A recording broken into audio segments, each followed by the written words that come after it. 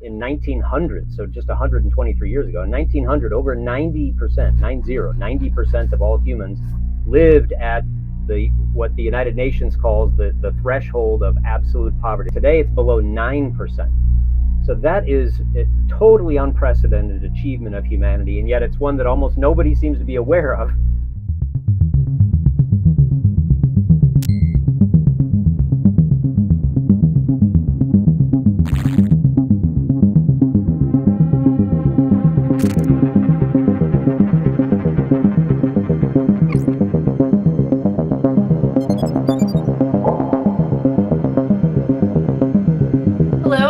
To the Realities of Socialism podcast, where we try to understand more about socialism, what it is and what it is not.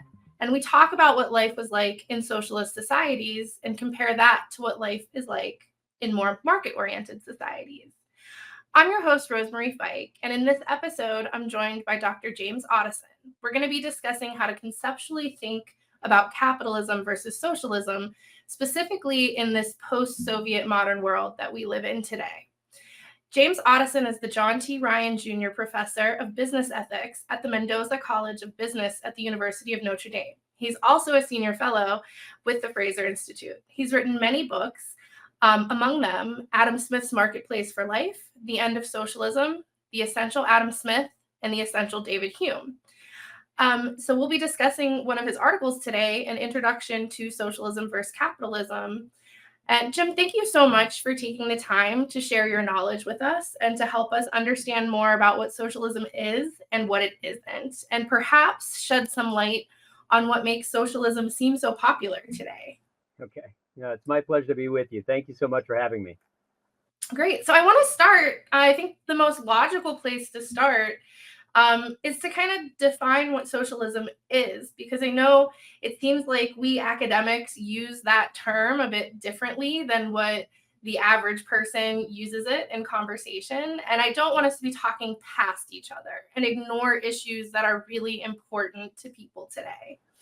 Yeah, no, I think that is the place to start, and maybe one way to frame it is to note that I think a lot of people use terms like capitalism and socialism in very different ways.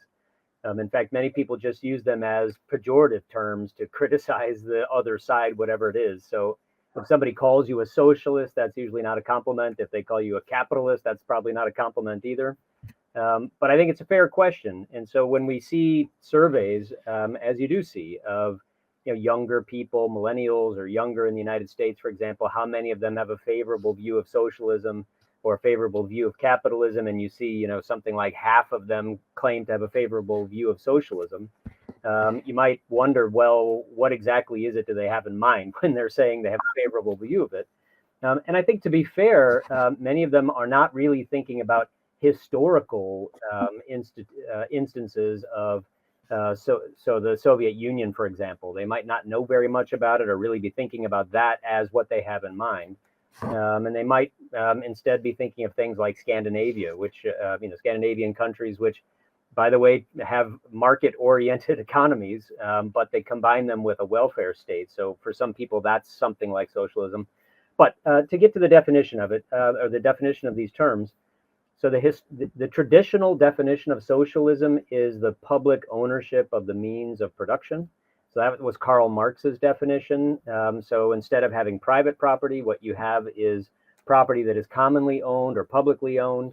And that typically means everything from labor to manufacturing, to firms.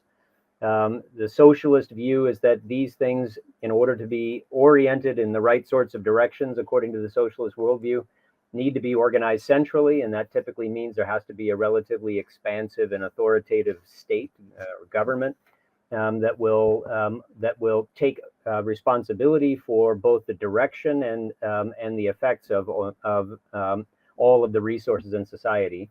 And then capitalism, on the other hand, is usually taken to be something like based on a strong or robust protection of private property, so allowing people to have private property. And then a market economy emerges when people buy, sell, trade, et cetera, their private property, including themselves and their own labor. But one of the things that I would mention, if I could have just one other minute about that. Yeah, absolutely. is there aren't many people in the world today who are advocating complete public ownership of all resources. So in that kind of Marxian sense, there aren't many advocates of that. But what I think might be a more relevant criterion to think about is when we're considering the economic decisions that are made in a country, let's say, pick your country, or in a state or a region, territory, the question of, well, who is making the economic decisions? Is it individuals making those decisions for themselves or in their own cases? Or is it a centralized body or group of people, or maybe centralized experts that are making more of the decisions? And if you think about a continuum from on one side, basically all or maybe all economic decisions being made by individuals themselves for their own for themselves in their own cases, that we might think of as being a completely decentralized economy. And then on the other end of the spectrum is a society in which all of the economic decisions are being made by some centralized authority or group of experts or somebody in the government. That's a completely centralized authority. So if we think about that, most territories fall somewhere on that spectrum, but that does enable us to have at least a criterion that maybe both sides would be willing to accept, because you can think about decisions that are, or political economics institutions that are more centrally or more decentrally inclined. And then I call those socialist inclined or capitalist inclined. So maybe not, fully at one end of the spectrum or the other, but they do give you some idea of who's making the economic decisions. And that might be a criterion that we can actually use to have a conversation with all or both sides of this debate. Yeah, and that's a nice criterion that allows us to kind of examine these systems kind of empirically and kind of see, which side of the spectrum does a little bit better when it comes to facilitating human flourishing, which I hope we get to talk about a little bit later. Yes. So one thing that was really striking that you had mentioned is that fully half of all Gen Z Americans, so those born between the 1990s and 2010s, that they approve of socialism. Yeah. And so when pushed, what does it mean to them? What kind of things are they thinking about? Yeah, great question. And I think if you look at the polling and look a little bit, the way questions are framed makes a really big difference in people's response to them. As you being a social scientist, you know how that works. So framing makes a big difference. But I think many people, especially younger people, think that they have certain connotations that they associate with these terms, like socialism. So they tend to think that something like socialism amounts to or is principally informed by care for the poor. So if you care for the poor, you're leaning in the socialist direction, whereas if you don't care for the poor, maybe you're leaning in the capitalist direction. And then on the other side, what do people think about capitalism? They tend to think of it as being a view that encourages people to think about themselves and only themselves. So I want to get mine, and I don't really care what happens to anybody else.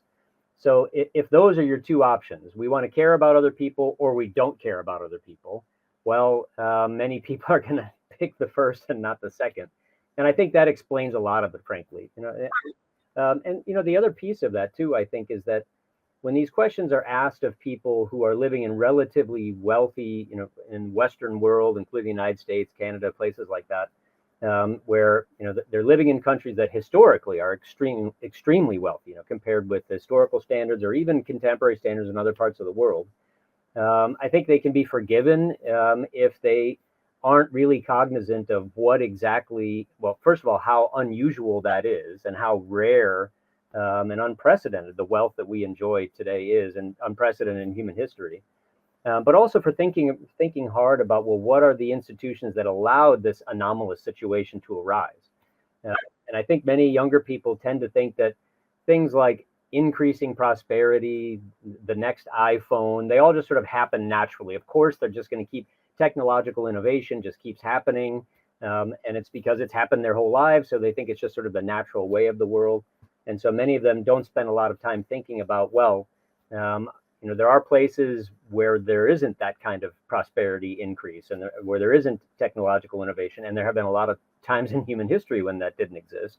So what's the difference? What really are the institutions that have caused the difference? So many of them just don't think about that. And I think that's in a way kind of a privilege of wealth. If you're already wealthy, then maybe you don't think about, well, what are the institutional requirements that that are required to enable people who aren't already wealthy to become wealthy.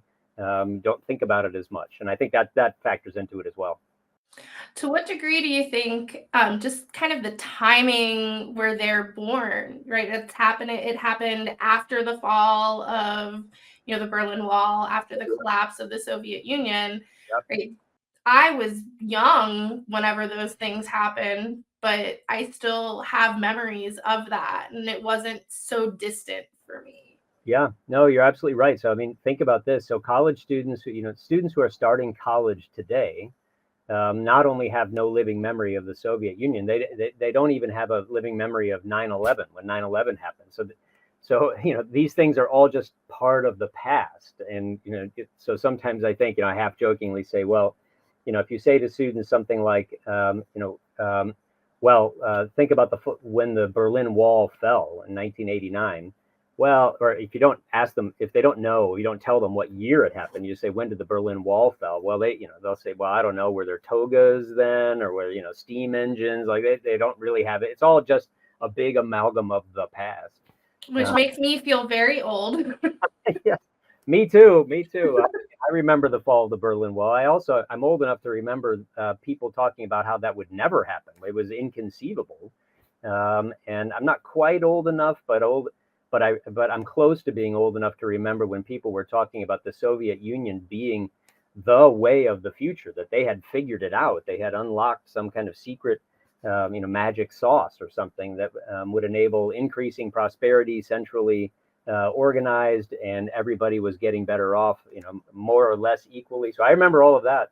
But I think you're right. For a lot of young people, these are just not living memories for them. And so they don't spend a lot of time learning about the Soviet Union or, the Cold War. They just don't know much about it. And so some of the countries that they have in mind, like the Scandinavian countries, I don't know that they realize that a lot of those countries are more economically free than even the U.S. At different time periods. No, you're absolutely right. And as you well know, if you look at the Fraser Institute's Economic Freedom of the World Index, countries in Scandinavia, so Sweden, Norway, Denmark, these countries are among the most economically free. So, so yes, they have welfare states. So they engage in a lot of wealth redistribution, but the wealth redistribution is dependent on the market economy that they embrace pretty robustly. So if you're thinking about, a socialist country, those wouldn't be the ones you should actually look at. You should think about things like Venezuela, North Korea, Cuba. Those are countries that have embraced, and there have been many others, but those are countries that are much closer to embracing the traditional definition of socialism. So what are some of the other factors that you think have influenced people's fascination with socialism, right? Some of the characteristics of the real world. So in the opening of your introduction to socialism versus capitalism, you talk about how great the world really is today compared to what it looked like even just a few decades ago. Yeah. So what are we missing? What's the fascination in this world of abundance? What's the allure of the socialism? Yeah, it's a great question. It's a complex question. I mean, there's no easy answer to that. But one of the things that I think factors into that is that what we hear is bad news. We almost never hear the good news. So, if you take, so I graduated, I'll tell you how old I am. I graduated from college in 1990, which was right after the Berlin Wall fell. On the day I graduated from college in 1990, so that was May 15th, 1990, the New York Times could have run a headline that said, today, 120,000 people worldwide ascended out of absolute poverty. They didn't run that headline, but they could have run that headline. And in fact, they could have run that headline every single day since then to today, including today. And yet never has that headline appeared. So this is one of the great achievements of humanity that we've been able to, in 1900, so just 123 years ago, in 1900, over 90% of all humans lived at what the United Nations calls the threshold of absolute poverty. That's about 2 contemporary US dollars per person per day, $2 per person per day or less. 90% of people lived at that level on Earth, and today it's below 9%. So that is a totally unprecedented achievement of humanity, and yet it's one that almost nobody seems to be aware of. Nobody talks about it. Nobody's aware of it. And instead, what do we get? We get, in today's globalized media world, if there's any kind of tragedy anywhere, that's what we hear about, and we hear about it over and over again. I mean, and it's not a surprise. We have 8 billion people on the world, on the planet now. There are going to be problems. There are always problems, and so there are going to be, weather disasters and climate problems and all kinds of things. That's what people hear. So I think what people are thinking is they're not focusing on, all of the blessings and benefits they're enjoying, partly because they don't have a sense of what it was before. They don't have any knowledge of what it was before. And on the other hand, they're constantly hearing a 24/7 news cycle of all of the bad things that are going on. So they don't really have a sense of just in how many ways we're living, in how many ways we can measure human well-being, that we're better off now than we have ever been. You also mention kind of people focus a lot on the inequality, not the absolute living standards, but Right. the fact that, yeah, I'm doing okay, but there's so many people doing much, much, much better than I am. Yeah, and I think that's a big part of it. Yeah, and well, before 1800 or so, and for as much of human history before that as we're able to either gather data or sort of extrapolate data, there was a great deal of equality. So people were relatively equal. There wasn't much difference between, generations or between family members. You might have the pharaoh who has a lot more wealth than everybody else, but it's just the pharaoh or the pharaoh's family. The emperor has more, but as far as people in society, in countries, in communities, they were relatively equal. But also, what we now know, and what you know well, is that they were relatively equally poor. So there was a relative level, about $3 per person per day throughout almost all of human history for everybody. It never really changed. But now what do we have? Well, we have the majority of humanity moving above that. That's the good news. They're ascending above that very low level of $3 or less per person per day. But while they're ascending at different rates. And so now what we're getting is, although substantially everybody is getting better off, there are some who are much better off than others. And in some places in the world where they began that process before other places did, like compounding interest, that prosperity grows more and more and faster. So you have not just individual, differences in individual wealth, but also in societies and countries. So even if it's the case, as it is, so every region of the world, taken as regions, they're all increasing in prosperity, but in real prosperity, but they're not doing it at the same rate. And I think that's something that people do focus on. So yeah, they say, well, sure, I have air conditioning in the United States, and I have, running water and all these things that people just completely take for granted. They didn't even think about it. If I need an MRI, I can get it tomorrow, and all of these things that they think about. But then they say, well, but there's somebody who a billionaire who has his own private jet. Okay, well, I don't have a private jet. I'm not close to having a private jet. And so they see that discrepancy, that disparity, and that makes their own blessings, their own prosperity, I think, much less salient in their minds when they see so much of what other people are able to achieve, or what kinds of goods and services other people are able to buy.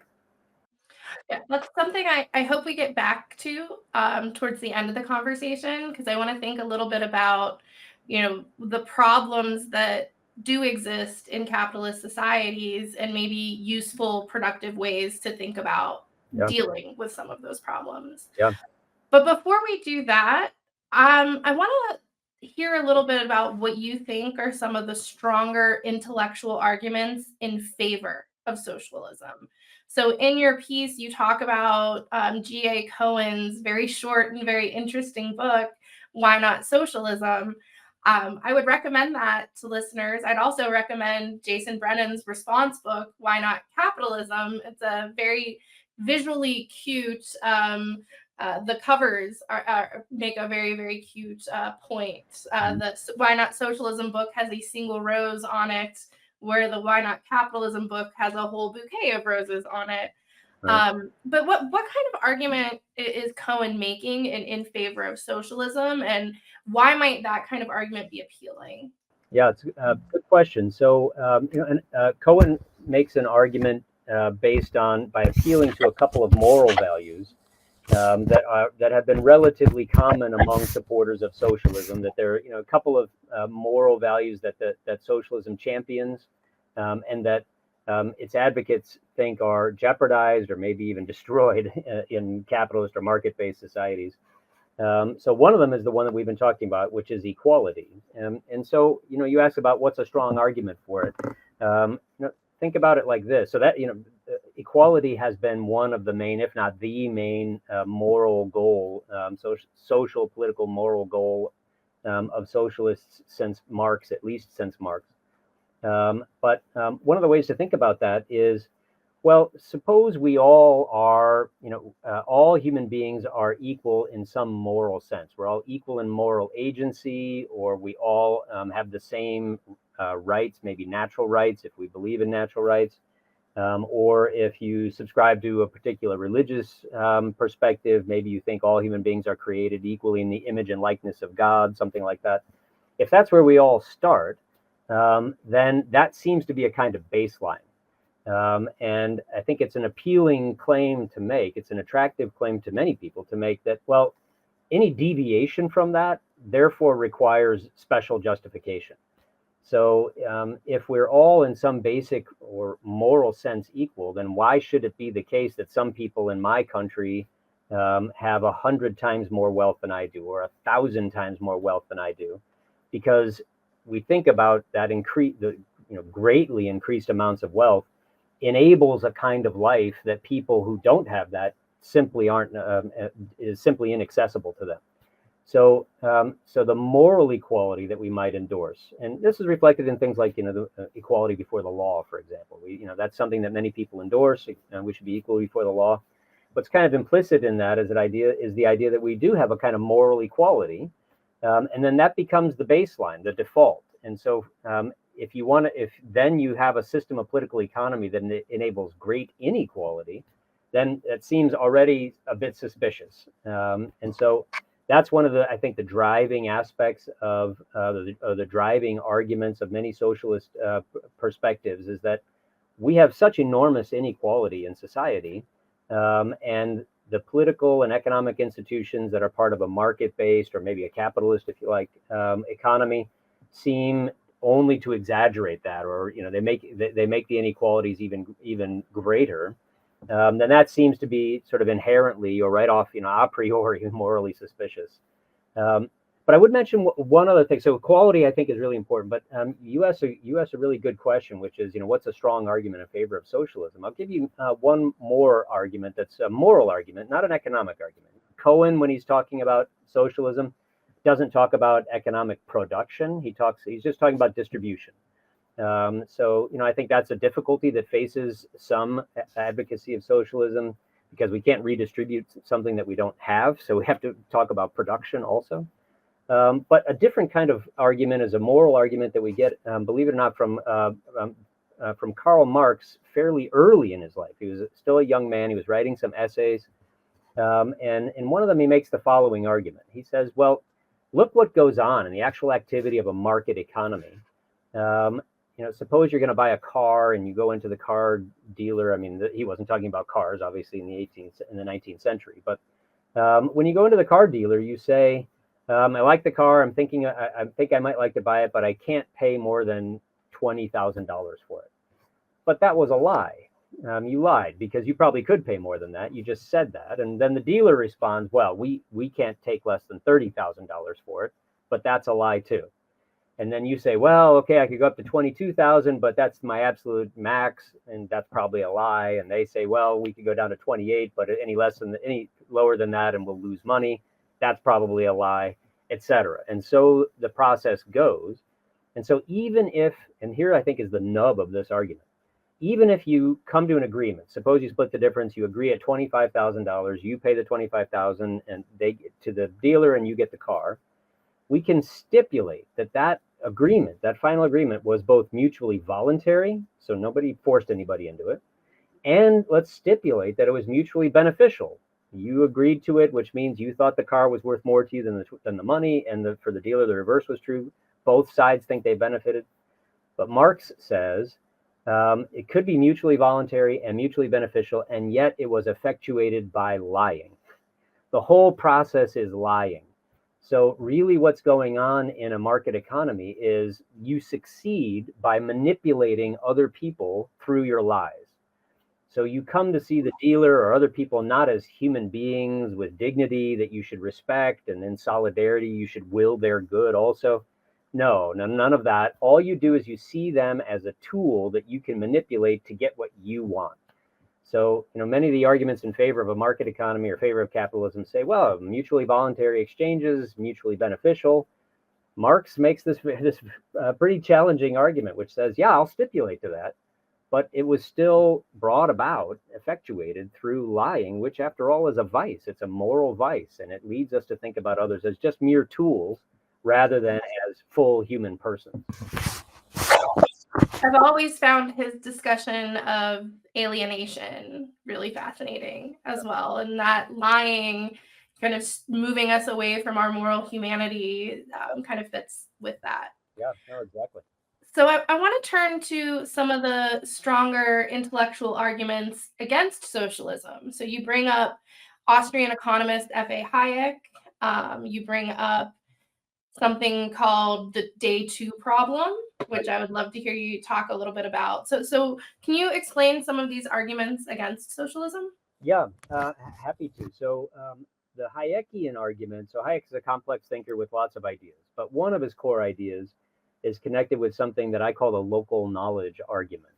And that is that if you assume that we live in a world of scarcity, which just means that we don't all have all the resources we would like to have to satisfy all of our goals, which does seem to be the fate of the human condition. No matter how much we have, we would always like to have more. So if we live in a world of scarcity, what that means is that we have to make choices.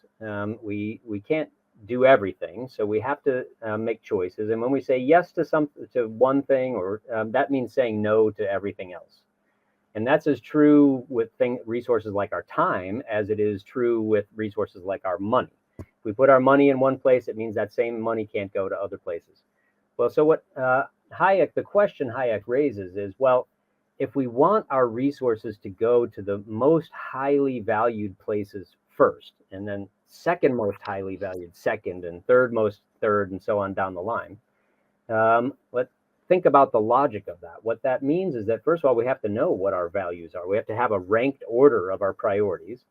And we have to have a pretty comprehensive sense of what are the resources available to us.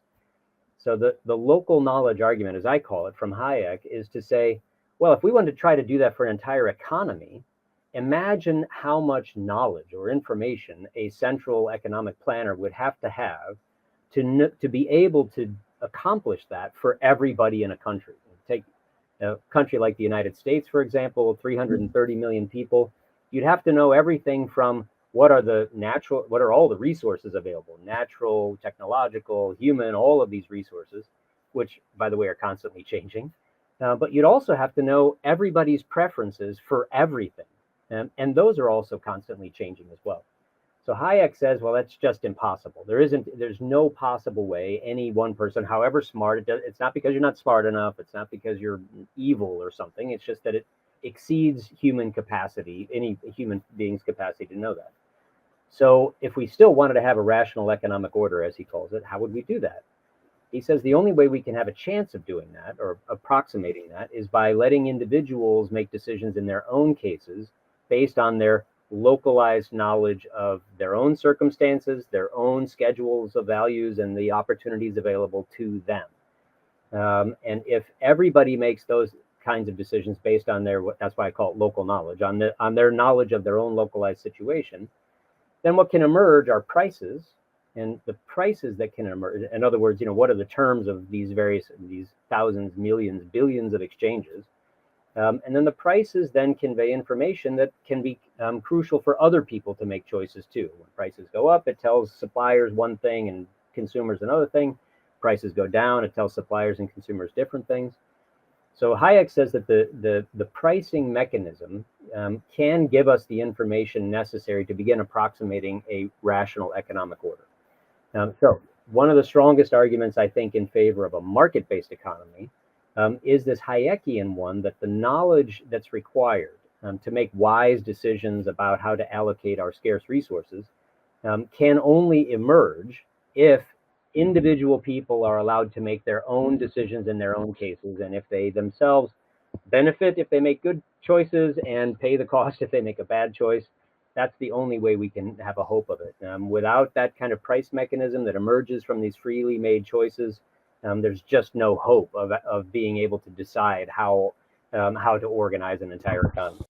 That's a pretty powerful argument. So he first made that way back in 1945, but it seems to me that argument has remained powerful ever since.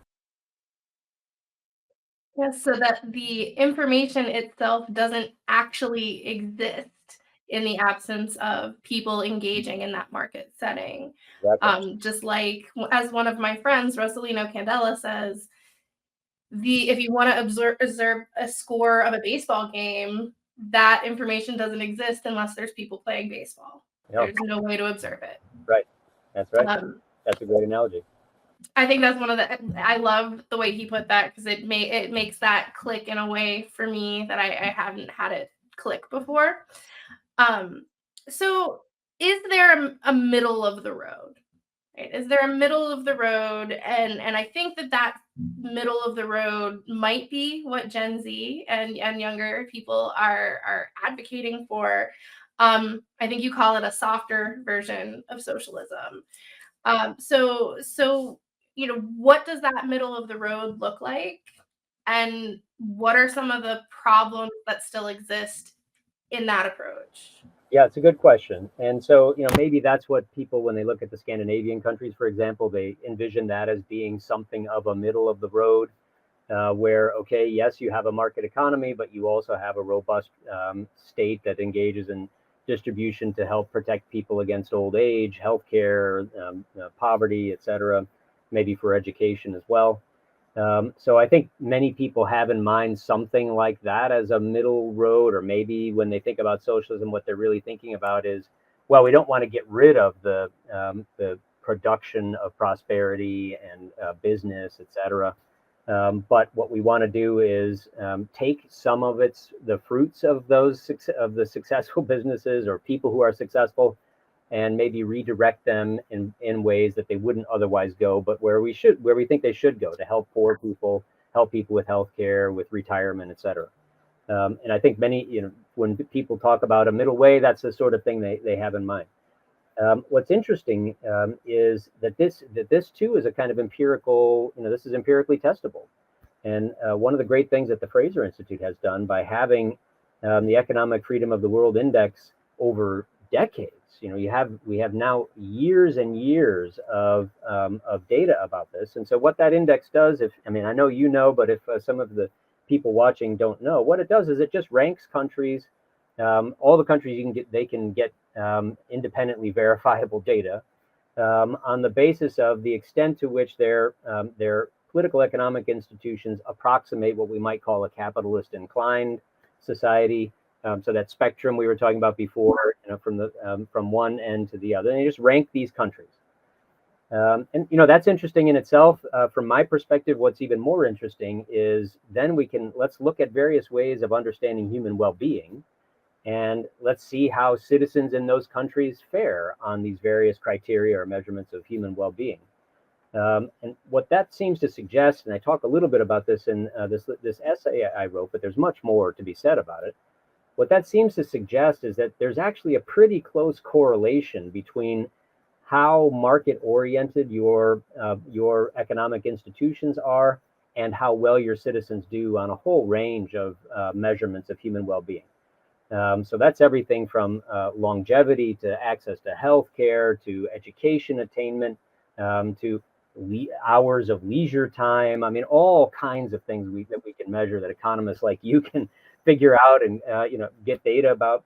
There are these significant, robust correlations across these many margins. So, what does that suggest about the kind of middle way, say, or the soft socialism? What it suggests is that to the extent that your country's institutions, in one way or another, move further away from the market-oriented, maybe a kind of Adam Smithian set of political institutions, that means that there's prosperity that your citizens could be enjoying that they're not. So you're foregoing prosperity.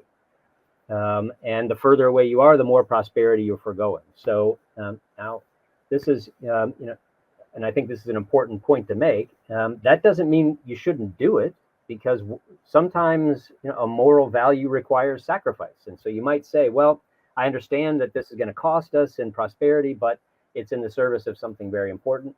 Fair enough. But one of the great benefits of things like the Fraser Institute and its index, what that provides us is actual data, so we have a pretty good sense of what it is we're giving up, what it is we're trading off against prosperity.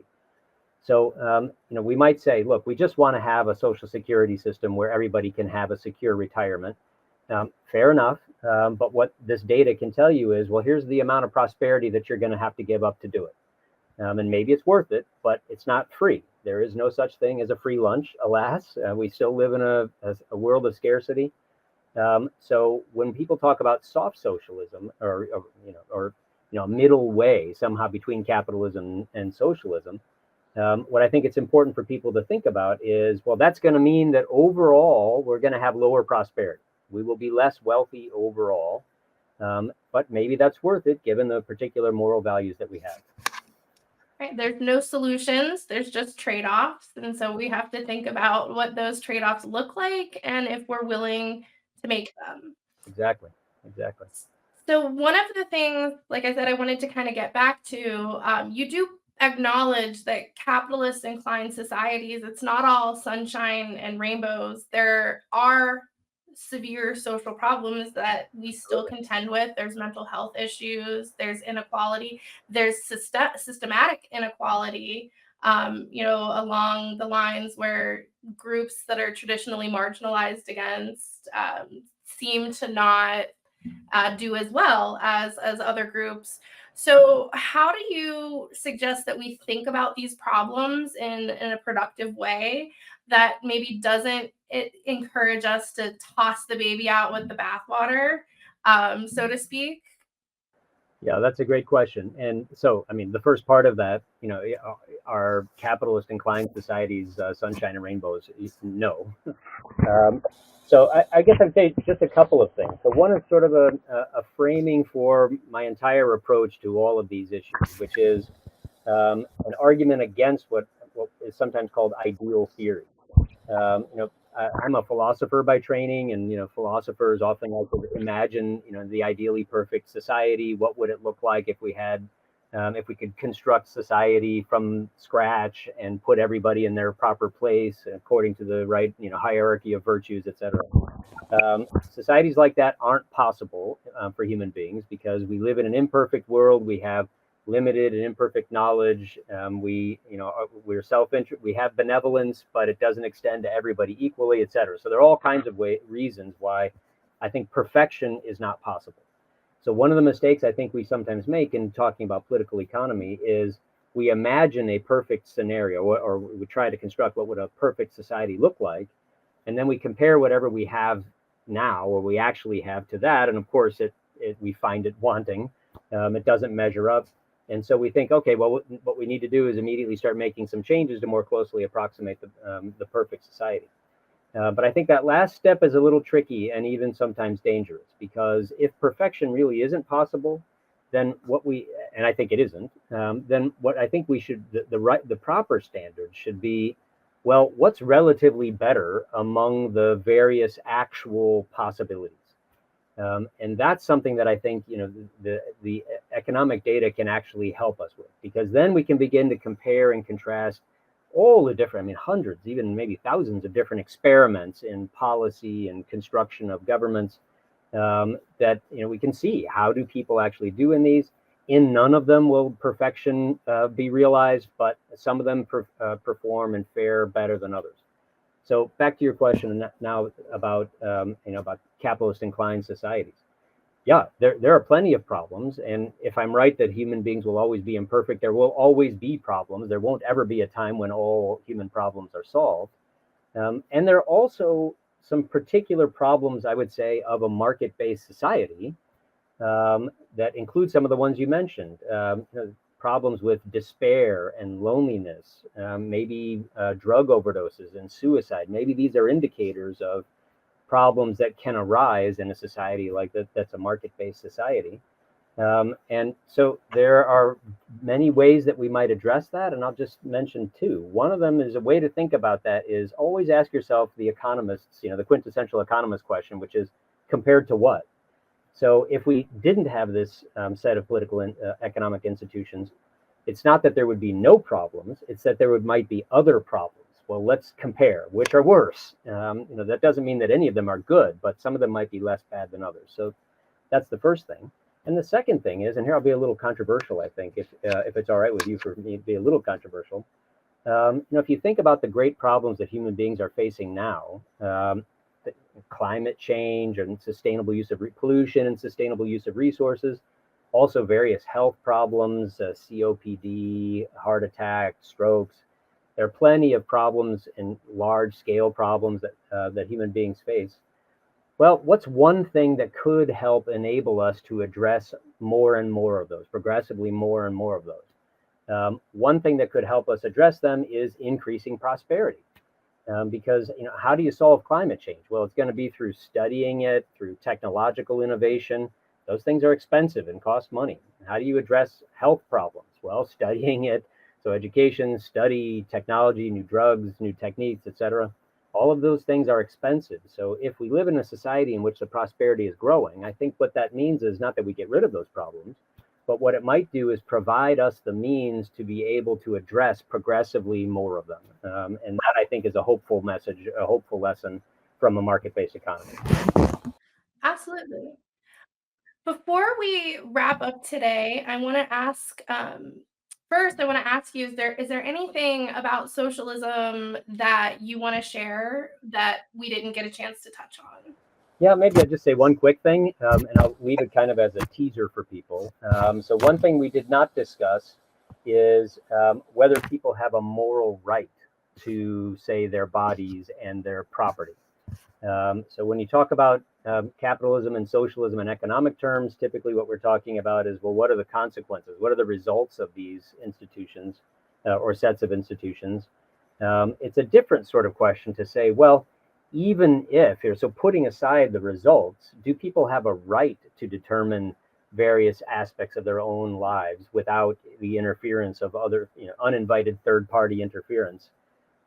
That's a completely different question and a moral question that I think the data isn't going to help us with. The data is going to tell us, well, what are the likely results of different kinds of institutions, but it's not going to tell us what people have a right to do or a right to expect from others.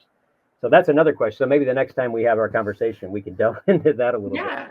But that's gets lost sometimes in these conversations. Absolutely. So before we wrap up, I also wanted to ask if you had any book recommendations, or maybe some books or articles related to that last point that you just made. Yeah, so I'll make a couple, maybe just two quick ones. One is there's a book by Adam Thierer that came out, I think the revised edition, I believe, came out in 2016. It's called Permissionless Innovation. And it's specifically talking about technology, so the industry of technology. But it contrasts the idea of regulation being organized by a precautionary principle versus a permissionless innovation principle. And so that, I think, is very important for thinking about increasing prosperity. How should we think about people who are trying new things, who are trying to come up with new experiments, not just in technology, but in other areas too? If we ask them to demonstrate in advance that whatever they're thinking about developing or bringing to market is safe and effective and can't harm anybody, that's going to act as a significant brake or a significant disincentive to new innovation. as opposed to having the default be the other way. Let people innovate and let them try things. Most of them will fail. That's how we get more innovation. So that's a really important idea that I would recommend. And that's Adam Thier's Permissionless Innovation. The other one I would recommend is a book by Johan Norberg called Open. And this is something of a history of humanity, but it talks about this divide among different kinds of societies between those that were open to various innovations and those that were closed to innovations. And those are innovations that not just economic innovations or technological innovations, but also innovations like new people. Are we open to immigrants? Are we open to new ideas from different religions? Are we open to different moral perspectives? And the book shows a pretty dramatic fashion that societies that remain open, at least to the extent that they're willing to entertain new ideas, new ways of thinking about human organization and human relations, they tend to do much better. They tend to flourish in a way that societies that believe we've already figured it all out and we want no more change from outside, those societies tend to stagnate and decline. So it's a powerful story, and I would recommend that as well. I love Johan Norberg's work. He is one of those people who's wonderful to follow on social media because he does announce the good news and how much better we're doing than we've done in the past. So I'm going to have to check that out. I haven't quite gotten a chance to read Open yet. So thank you so much, Jim, for sharing your time and your knowledge with us. And I hope that those who are listening really enjoyed this episode and have learned as much as I have from this conversation. If you did enjoy it, make sure you come back again as we talk to other scholars about the realities of socialism. Thank you so much, Jim. Thank you, Rosemarie. I really appreciate it. Great being with you. Thanks for joining us for the Realities of Socialism podcast, where we take a deep dive into the consequences of socialism as it was imposed on tens of millions of people during the 20th century. For more information, including infographics, free books, and more podcast episodes, visit realitiesof socialism.org.